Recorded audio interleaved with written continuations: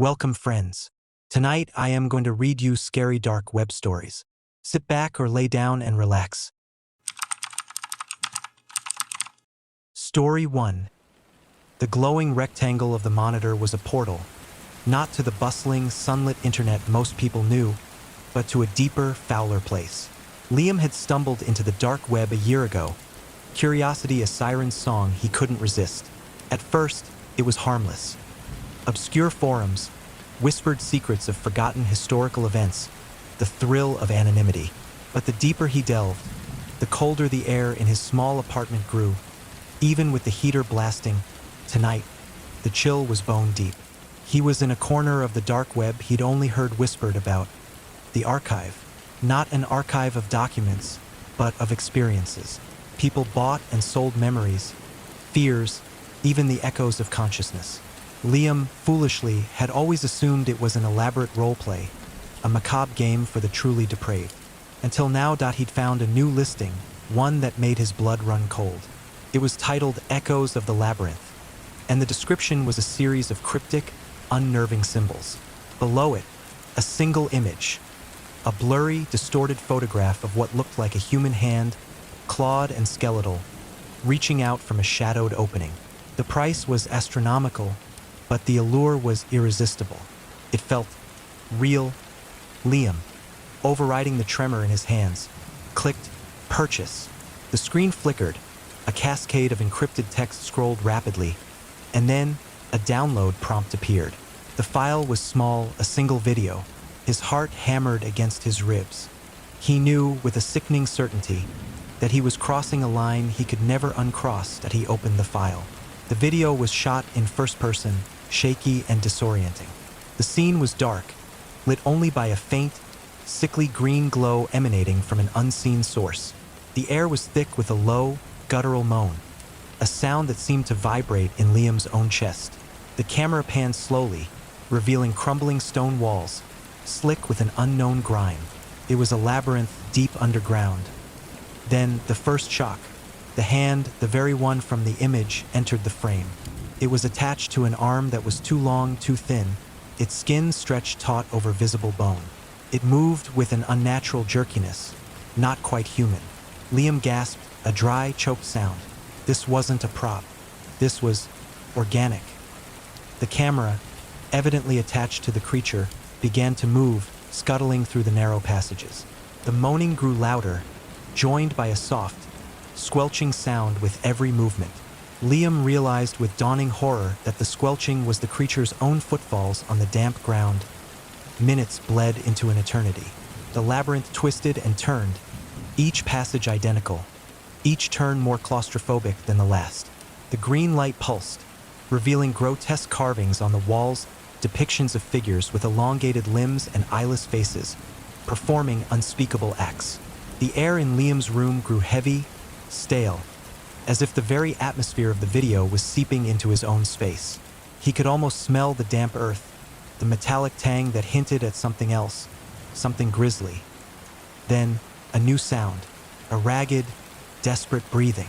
The camera stopped. The creature's head, still unseen, turned slowly. In the faint green glow, a figure emerged from the shadows ahead. It was human, or had been. The person was huddled against a wall, their clothes torn and stained, their face a mask of terror. Their eyes, wide and bloodshot, were fixed on something beyond the camera's view, their mouth open in a silent scream. Liam's stomach twisted. He wanted to look away, but he couldn't. He was a horrified passenger, strapped into a nightmare. The creature in the video began to move again, slowly, deliberately, towards the trapped human. The moaning intensified, now accompanied by a low, chittering sound from the creature itself. The human began to whimper, a raw, animal sound of pure terror. Liam felt a cold sweat break out on his forehead. This wasn't a horror movie. The raw, unfiltered dread emanating from the screen was too potent, too real. He felt a sudden, inexplicable burning sensation on his own skin, as if the creature's unseen touch was reaching out of the screen as the creature closed in.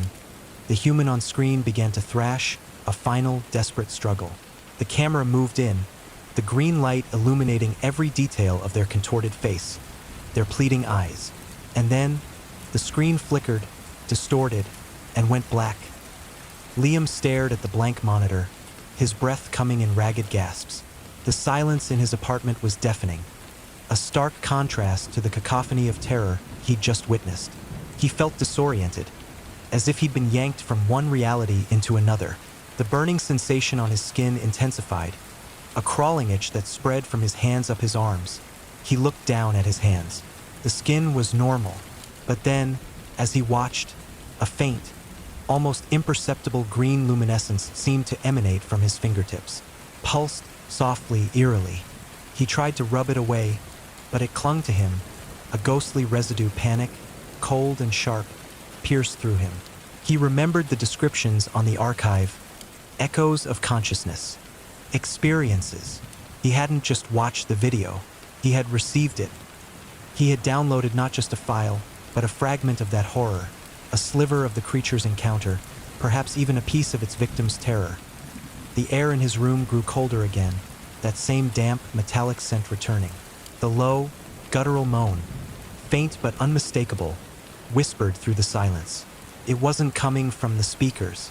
It was coming from somewhere else, from within him, from the walls. Liam scrambled backwards, knocking over his chair. He stared at the monitor, now a black mirror reflecting his own terrified face. He saw the faint green glow still emanating from his fingertips, mirroring the very light source from the video. He heard it then, a faint, squelching sound. It was coming from behind him. He didn't dare turn around. He felt a profound, chilling certainty that if he did, he would see it. The long, thin limbs, the featureless head, the unwavering, ancient malice. The burning sensation on his skin intensified, now accompanied by a strange, tingling numbness. He felt a tightening in his chest, as if an invisible band was constricting his lungs. The moaning grew louder, closer. He could feel its breath, cold and fetid, on the back of his neck. "No," he whimpered, a desperate, pathetic sound. He clawed at his chest, trying to dislodge the feeling, the unseen weight pressing down on him. The green glow on his hands brightened, illuminating the subtle tremor that had begun to shake his entire body. He squeezed his eyes shut, wishing he could erase the last hour, the last year, the moment he first ventured into the dark web. He could feel it now, not just the cold, but a distinct pressure on his shoulders, as if long, clawed fingers were gently, but firmly, taking hold. A whisper, low and guttural, slithered into his ear, so close he could feel the vibration against his eardrum. It was the same language from the video, the same unintelligible yet terrifying meaning. But this time he understood. "You are part of the archive now," Liam screamed, a long, drawn-out sound of pure, unadulterated terror that echoed in the small apartment, swallowed by the growing darkness. The green light consumed his hands, his arms, spreading like a contagion. The moaning was no longer just a sound. It was a chorus, rising within him, around him, until it filled every corner of his being. The last thing Liam saw before the darkness fully claimed him was his own reflection in the blank monitor. His eyes wide and vacant, glowing with the same sickly green light as the labyrinth. His screams abruptly ceased, replaced by a low, rhythmic squelch and a faint, guttural moan. The next morning, the apartment building's superintendent noticed a strange, faint green glow coming from Liam's window. He knocked, but there was no answer. The door was unlocked. Inside, the apartment was cold, strangely damp, and smelled faintly of damp earth and something metallic. The computer was off, the screen black. On the desk, near the keyboard, was a small, dark stain, almost black, and faintly shimmering with a barely perceptible green luminescence. The superintendent shivered, feeling an inexplicable chill seep into his bones, and backed out, closing the door quietly. The dark web, after all, always found a way to expand its archive. Story 2. The glowing interface of his multiple monitors cast an ethereal, sickly green light across Alex's face, illuminating the sweat beading on his forehead. His apartment, perpetually shrouded in blackout curtains, was his digital fortress, a sanctuary where he reigned supreme. He was a dark web hacker, a ghost in the machine, And tonight, he was dancing on the precipice of something truly terrifying. For months, whispers had circulated through the deepest channels of the dark web about a group known only as the Harvesters. They weren't interested in financial data or state secrets. Their currency was fear. They specialized in digital hauntings, infecting their victims' lives with a creeping dread that often ended in self-destruction. Alex, a cynic to his core, had dismissed it as an elaborate, twisted game. Until tonight, he'd been commissioned by a desperate, anonymous client to infiltrate the Harvesters network. The pay was astronomical, a sum that could secure his freedom from the dark web forever. But as he dove deeper into their encrypted layers, he felt a chill that had nothing to do with the apartment's air conditioning. The code itself felt alive. It squirmed, resisted, and whispered with an unseen malevolence. His fingers flew across the keyboard, a blur of motion as he bypassed firewalls and decrypted layers. Each successful breach brought him closer to the core, but also amplified the sense of being watched. He swore he could hear faint, disembodied whispers emanating from his speakers, barely audible above the hum of his servers. He dismissed it as fatigue, a byproduct of the 48-hour caffeine-fueled coding marathon. Then he hit a dead end, a final, impenetrable layer of encryption. It wasn't code he recognized. It was an unholy amalgamation of algorithms and what felt like raw digital anguish. He tried every exploit, every backdoor he knew, but it was like trying to punch through solidified nightmare.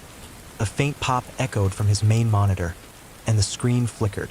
A single line of text appeared, not in the usual sterile command prompt, but in a jagged, blood-red font. "You are invited." Alex felt his blood run cold. This wasn't a system message. It was a direct communication, a taunt. He tried to close the window, but his mouse refused to respond. The red text began to pulse, slowly at first, then faster, like a beating heart. Suddenly, a new window materialized on his screen, seemingly from nowhere. It was a live feed, grainy and distorted, shot from a static camera. The scene was an old, dilapidated room, lit by a single, flickering bare bulb. Dust motes danced in the dim light, and the walls were peeling, revealing layers of ancient, stained wallpaper. And then, a figure entered the frame. It was a person, bound and gagged in a chair, their eyes wide with terror. Alex's breath hitched. This was real. These weren't digital ghosts. They were flesh and blood as he watched. A second figure emerged from the shadows. Tall, unnaturally thin, draped in a dark, hooded cloak that obscured their features.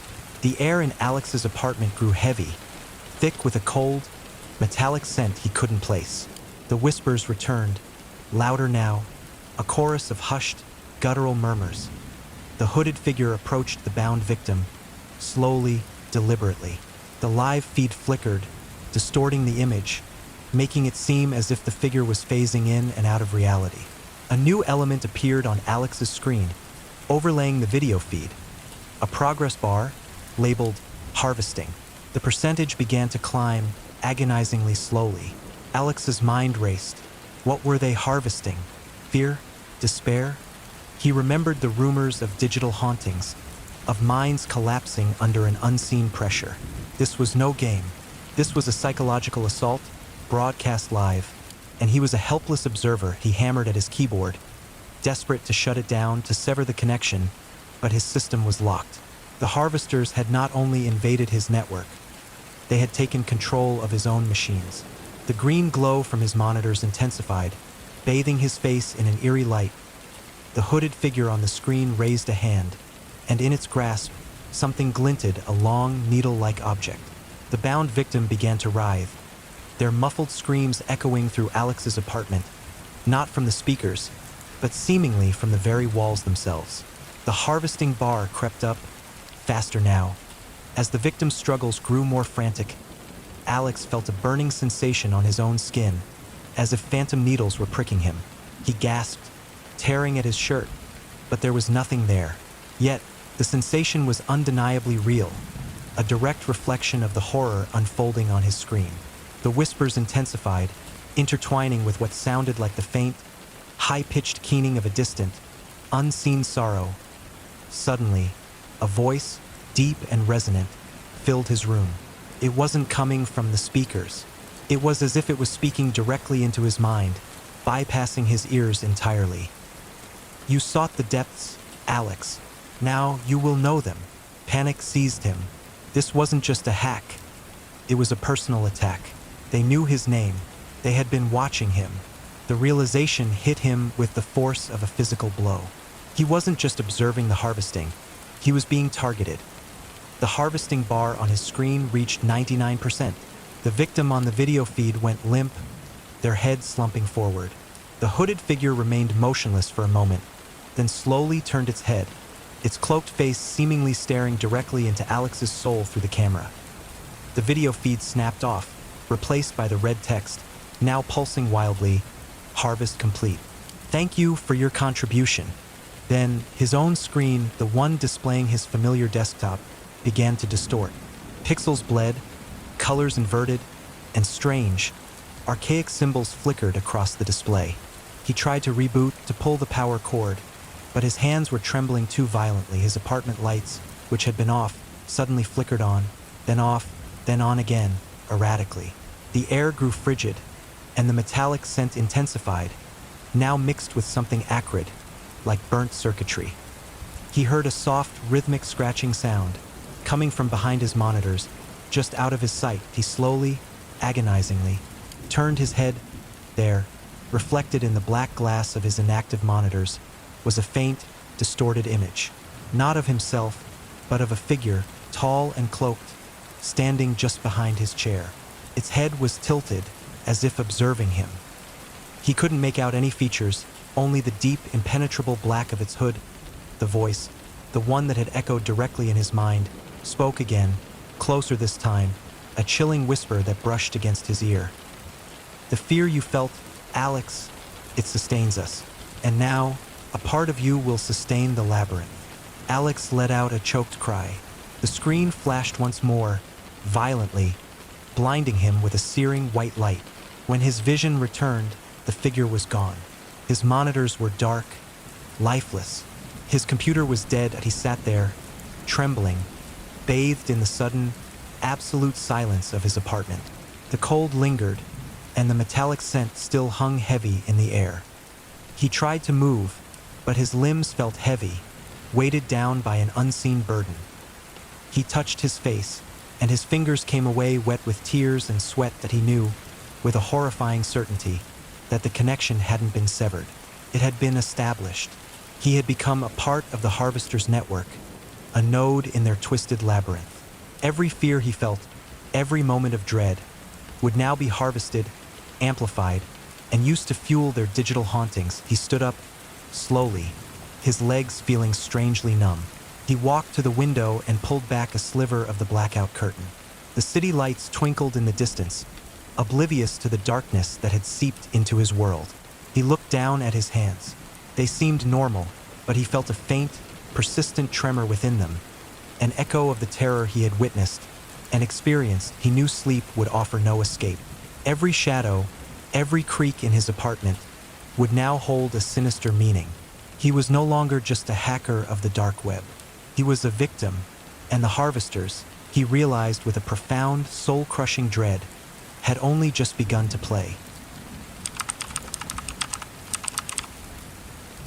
Story 3.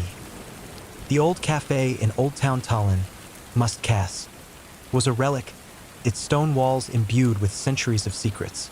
But tonight, the true darkness wasn't in the ancient bricks. It was in the glowing laptop screen, reflecting in the wide, apprehensive eyes of 4 teenagers: Liam, Maya, Chloe, and Finn. It was a dare, fueled by a potent cocktail of youthful arrogance and cheap energy drinks, their first foray into the dark web. Liam, the self-proclaimed tech guru of the group, was at the keyboard, his fingers hovering over the trackpad. "All right, so this is it," he whispered, his voice a notch higher than usual. "Tor browser's up. Just one click and we're in." Maya, ever the cautious one, chewed on her lip. "Are we sure about this? My brother told me stories, scary stuff. People getting tracked, worse." Chloe, restless and perpetually seeking thrills, scoffed. "Relax, Maya. It's just a website. What's the worst that can happen? We see some weird memes? Maybe a conspiracy theory or two. Finn, quiet and observant, simply stared at the screen. A strange mixture of fascination and unease etched on his face. Liam, emboldened by Chloe's bravado, took a deep breath and clicked. The screen swirled, then resolved into a chaotic jumble of links and text. It was nothing like the orderly internet they knew. It was a digital back alley, unlit and teeming with shadows. "Whoa," Finn murmured, finally speaking. "It's messy." They navigated cautiously at first, drawn to the more innocuous-sounding links. Forums discussing forgotten histories, obscure philosophical debates, even a site dedicated to antique doll collecting. It was underwhelming, almost boring. Chloe rolled her eyes. "See? Told you. Bunch of nerds." Then, Liam stumbled upon a link titled The Deep End. There was no description, just the cryptic name. A flicker of something dark and intriguing caught their collective attention. "Should we?" Liam looked at Maya, a challenge in his eyes. Maya hesitated. Then a perverse curiosity, stronger than her apprehension, won out. "Just for a minute. If it gets too weird, we bail." Liam clicked. The screen went black for a moment. Then an interface loaded. It was stark, minimalist. A single chat window, no usernames, just anonymous handles. And a live feed. The live feed was grainy, shot from a static camera in what appeared to be a darkened room. There was no sound, only the faint, constant hum of the connection. The room was empty, save for a single, ornate wooden chair in the center. "What is this?" Chloe whispered, her bravado evaporating. Just then, a figure entered the frame. It was a person, their face obscured by a grotesque, bird-like mask with a long, curved beak. They moved with an unsettling slowness, deliberately, almost ritualistically. The figure carried a small, tarnished silver platter. On it sat a single, blood-red feather. The chat window beside the video exploded with activity. Lines of text scrolled by too fast to read, but the sheer volume of messages was unnerving. These weren't idle lurkers. They were active participants. The masked figure carefully placed the feather on the seat of the chair. Then, it turned, and for a fleeting moment, its head tilted, as if looking directly into the camera. Directly at them, a collective shiver ran through the four teenagers. The air in the cafe, usually warm from the oven, suddenly felt cold, damp. Then, a new element appeared on the screen, overlaying the video feed. A simple counter labeled Audience. 4. Their hearts lurched. They weren't just watching. They were counted.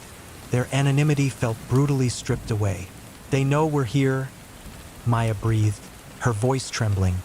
Before they could react, the hooded figure reached out and gently pushed the empty chair. It began to spin, slowly at first, then gaining momentum until it was a dizzying blur. As it spun, the feather on the seat seemed to shimmer, its red color deepening. Almost pulsing, the chat window went wild. Emojis of screaming faces, short, frantic messages in languages they didn't understand. The energy in the room, both on screen and in their small cafe booth, became palpable. Then, the static on the video feed intensified, crawling across the screen like angry ants. Through the distortion, they saw it. A faint, shadowy form began to coalesce on the spinning chair.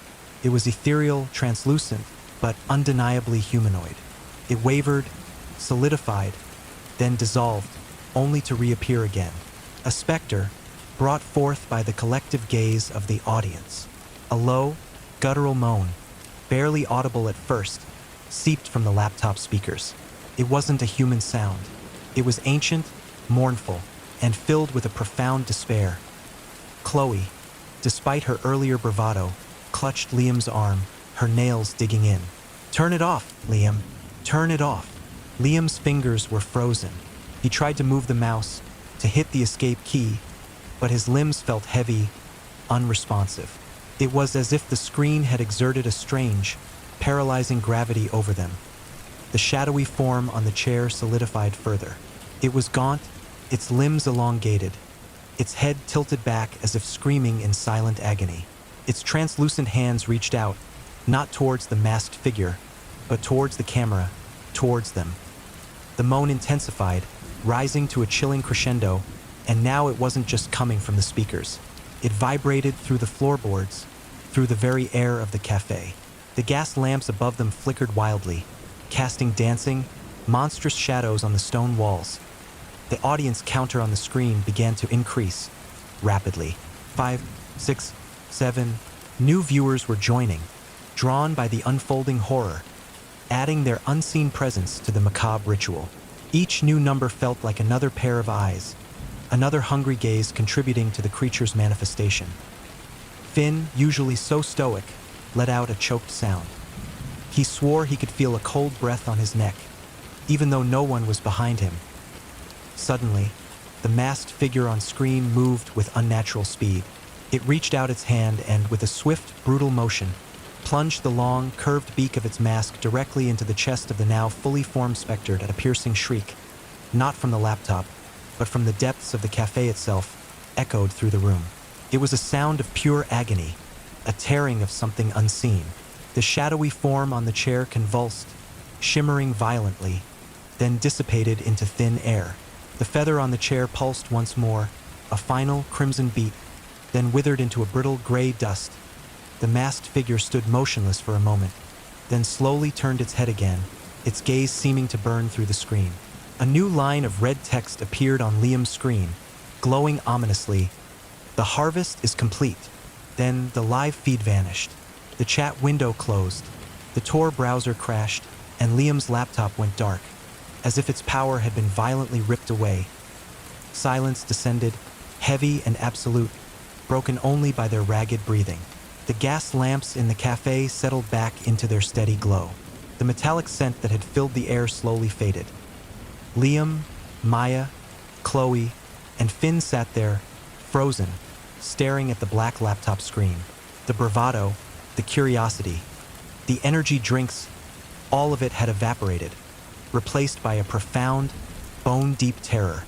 What was that?" Maya whispered, her voice barely audible. Chloe was pale, her eyes wide and haunted. I don't know, but I never want to know again." Liam slowly reached out and touched the cold, dead laptop. He felt a faint, lingering vibration, a resonance of the shriek that had filled the cafe. He knew, with an absolute certainty, that what they had witnessed wasn't a digital illusion. It was a ritual, and they had been unwitting participants. As they slowly, shakily gathered their things, the old cafe felt different. The centuries of secrets in its walls no longer felt like harmless history. They felt like a living, breathing weight. They walked out into the cool Tallinn night, the medieval streets suddenly seeming far less charming, far more menacing. Finn, lagging a little behind, glanced back at the cafe's entrance.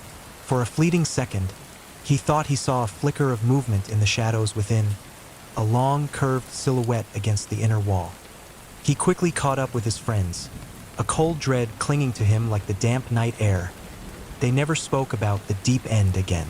The laptop remained a dead husk, a physical reminder of their foolish foray into the dark web. But the fear, the chilling echo of that inhuman moan, and the lingering sense of being watched, never truly left them. They had opened a door they could never fully close, and the shadows they had glimpsed on the other side had, in turn, glimpsed them. And in the quiet moments of the night, sometimes, one of them would wake with a jolt, convinced they heard a faint, rhythmic clicking, like the sound of a counter, ticking upwards, somewhere in the unseen depths of the digital abyss. Story 4. The flickering neon sign of the Black Marble Bar cast long, distorted shadows across Marco's face, a roadmap of scars and hard living. He nursed his cheap whiskey, the amber liquid doing little to soothe the cold that had settled deep in his bones. He wasn't in the physical world. He was in the dark web, his digital alter ego, Reaper, prowling the encrypted channels. Marco was a hitman, a ghost in the machine, his services sought by those who preferred their problems to vanish without a trace. He was good at what he did, meticulous, untraceable. But tonight, he felt a prickle of unease, a sense of being watched that went beyond the usual paranoia of his profession. He'd accepted a new contract, a high-profile target known only as the Maestro, The client was anonymous, the payment astronomical, but the details were unsettling. The Maestro wasn't just a name. It was a legend whispered in the darkest corners of the dark web, a figure said to possess an almost supernatural ability to anticipate and evade his pursuers. Marco had dismissed it as folklore, the exaggerated tales of a paranoid underworld. But as he delved deeper into the Maestro's digital footprint, he found nothing. No IP addresses, no traceable accounts, no digital breadcrumbs. It was as if the Maestro didn't exist, a phantom woven from the very fabric of the dark web itself. He accessed the encrypted communication channel, the digital dead drop where the contract details were stored.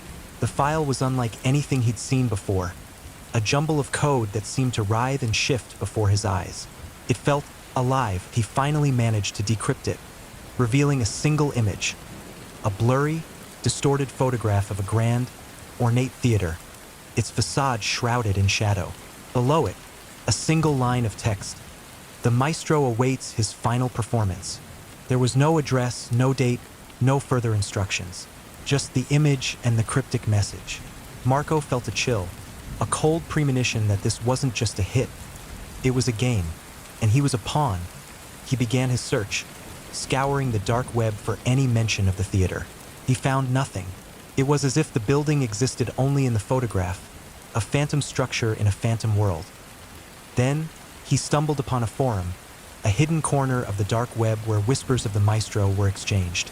The posters spoke of him in hushed, reverent tones, not as a target, but as a force, a digital deity who controlled the flow of information, who could bend the very fabric of the dark web to his will. One post, written in a frantic, almost hysterical tone, caught his eye. He sees everything. He knows your every move. Don't try to find him. He will find you. Marco scoffed. Superstition. Fear-mongering. He was a professional, not a superstitious fool. But the words lingered in his mind, a seed of doubt planted in the fertile ground of his unease. That he returned to the image of the theater, studying it for hours, searching for any clue, any detail that could lead him to the Maestro. He zoomed in on the facade, noticing subtle details he'd missed before. Strange, archaic symbols carved into the stone, their meaning unknown. As he stared at the symbols, the image on his screen began to distort, the colors shifting, the lines blurring. He felt a sudden wave of dizziness, a sensation of being pulled, dragged into the screen. Then, a voice, deep and resonant, filled his headphones, not from the speakers, but seemingly from within his own mind. You seek me, Reaper? A foolish endeavor. Marco recoiled, his hand flying to his headset. He ripped it off, but the voice persisted, echoing in his skull. I am the architect of this world. I see every keystroke, every line of code. You are a puppet, dancing to my tune. Panic, cold and sharp, pierced through him. This wasn't a hallucination. This was real. The Maestro was inside his system, inside his mind. The screen of his laptop flickered, and a new image appeared, replacing the theater.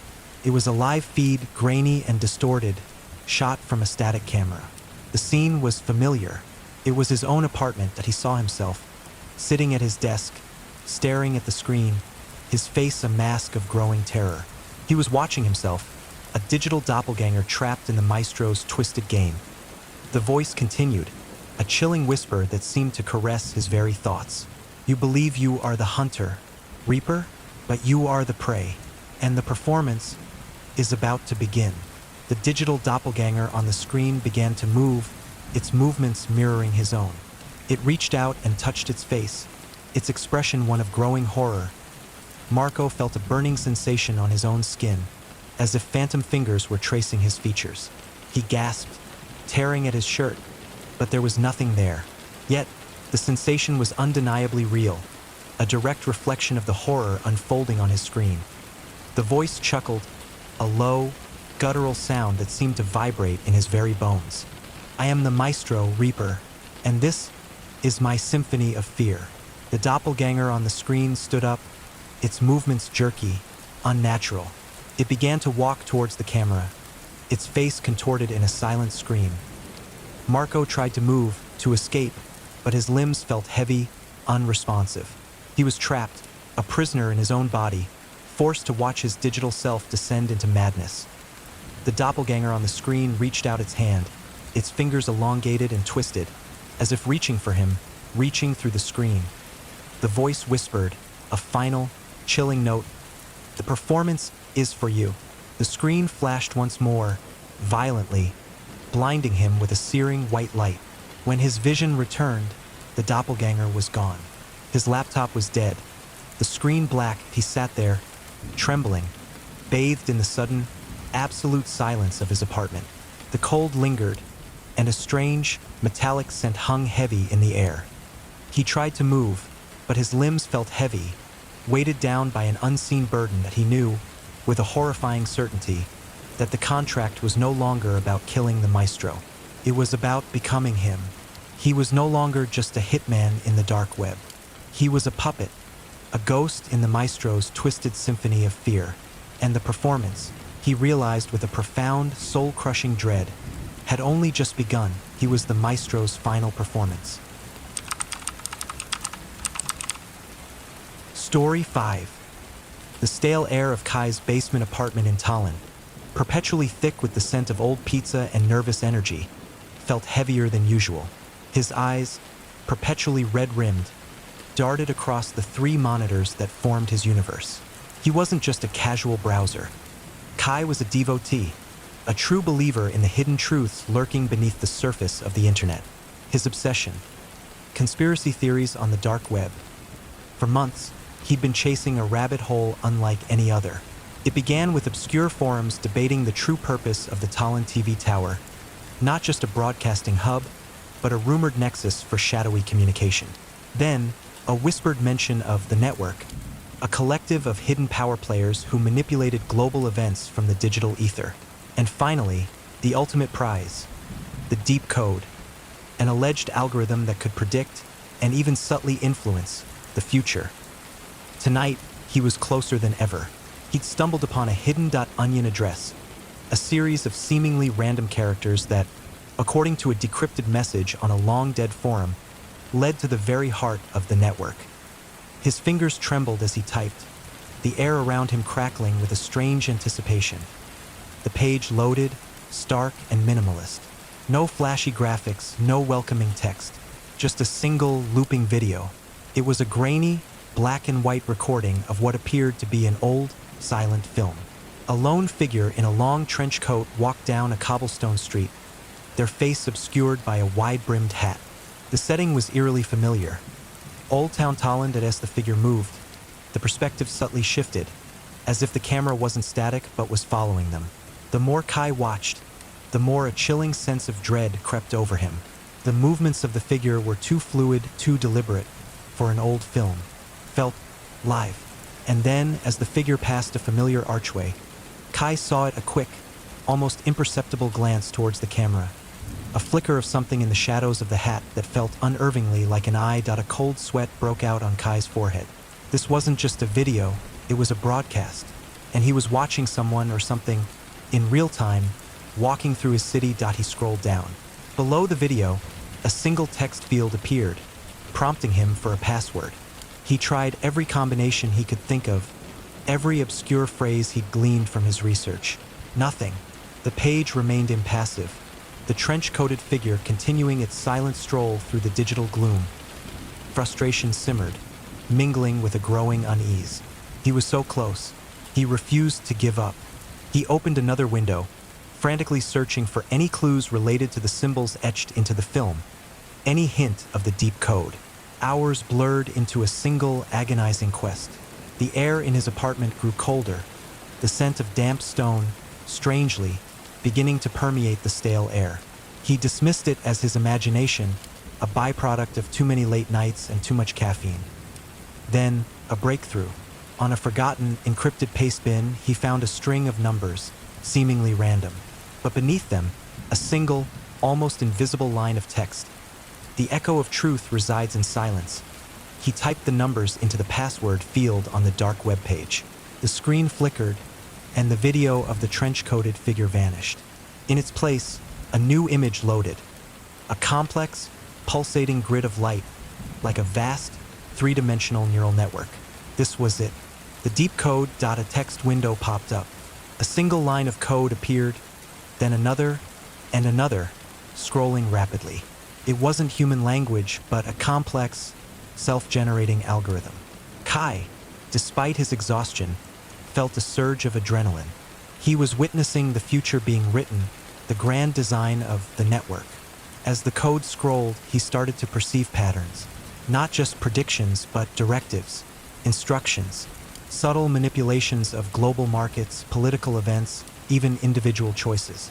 It was terrifyingly beautiful, a vast, unseen hand guiding humanity. Then, a new line of code appeared, highlighted in an ominous red: Target, KAI, Location, Tallinn, Status, Observed. Kai's blood ran cold. The monitor's light seemed to dim, the room plunging into a deeper, suffocating gloom.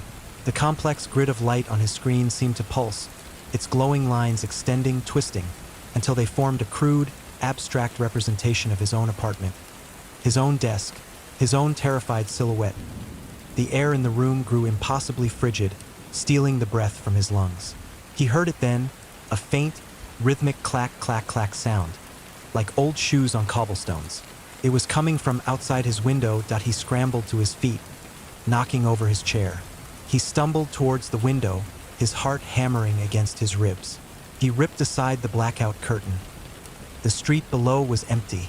The gas lamps of Old Town cast their familiar glow, illuminating nothing but damp cobblestones. He let out a shaky breath, dismissing it as paranoia. Then, a shadow detached itself from the deeper shadows beneath a nearby archway. It was tall, impossibly thin, draped in a familiar trench coat, its face obscured by a wide-brimmed hat. It stood perfectly still, looking up at his window. Kai froze, a scream catching in his throat. It was the figure from the video. It wasn't a recording. It was real, and it was here. The figure didn't move, didn't beckon. It simply stood, observing him. But Kai felt its gaze, a terrible, ancient weight that pressed down on him, suffocating him. He felt as if he was being scanned, analyzed. His every thought laid bare on his monitors. The deep code continued to scroll, but now, the red line reappeared, blinking ominously. Target, KI, Status, Engaged. The trench-coated figure below him began to move, slowly, deliberately, walking towards his apartment building's entrance. The clack, clack, clack of its steps echoed eerily in the quiet street. Kai stumbled back from the window, his mind racing. They weren't just observing him. They were acting. The conspiracy wasn't just a theory. It was a living, breathing entity, and he had activated it. He scrambled back to his computer, desperately trying to shut it down, to sever the connection, but his fingers were numb, unresponsive. The deep code on his screen pulsed, the abstract representation of his apartment growing more defined, more detailed, as if it was drawing him into its digital embrace. He heard the faint click of the building's main door, then the slow, deliberate footsteps in the stairwell, echoing closer, closer. Each clack, clack, clack was a hammer blow against his sanity. He squeezed his eyes shut, wishing he could undo it all, wishing he'd never delved into the dark web, never chased the phantom truths. He felt a profound, chilling certainty that the deep code wasn't just predicting the future, it was creating it, and his future was now inextricably linked to the network, a part of their grand, terrifying design. The footsteps stopped outside his apartment door. The cold in the room became unbearable, a physical ache. He heard a soft, almost imperceptible scrape, like something sliding under the door. He opened his eyes. On his screen, the deep code was still scrolling, but now, at the very bottom, a new line had appeared, in that ominous red font: Project, KAI, Status, Integrated. Then the monitor went black. Utter, absolute darkness. Kai didn't move. He didn't scream. He simply sat there, trembling, bathed in the sudden, deafening silence. The cold lingered, and the scent of damp stone, now mixed with something acrid and metallic, clung to the air that he knew, with a horrifying certainty, that he hadn't just found the network. He had become a part of it. The conspiracy wasn't out there anymore. It was in here with him, and the shadowy figure from Old Town Tallinn, the one that had walked out of the digital ether and into his reality, was merely the first messenger. The deep code had claimed its newest subject, and Kai, in his basement apartment in Tallinn, was now just another variable in its terrifying global algorithm. That's all for today. Thank you for listening and sweet dreams.